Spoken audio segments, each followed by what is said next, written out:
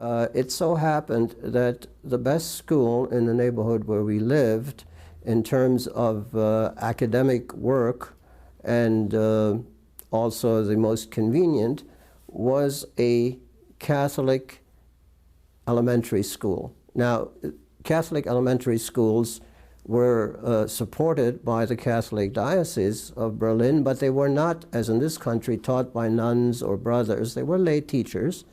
And basically, they had the same curriculum as the city schools, with the exception that after regular classes, there was a class in catechism.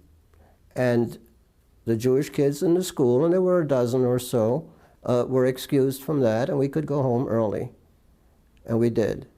Now, this was about 1931 and 1932.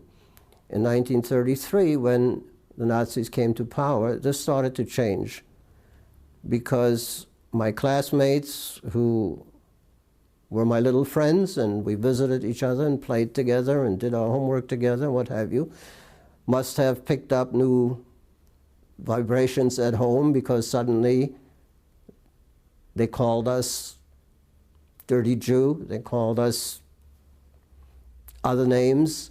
They would not play with us, they would not invite us. Some of their parents would telephone my parents and say, I hope you understand, but if my son plays with your son and his other friends will, etc. They knew what was going on. They made excuses, but it didn't stop. It was not an official policy of the school. The teachers were very fair. This was never permitted in class.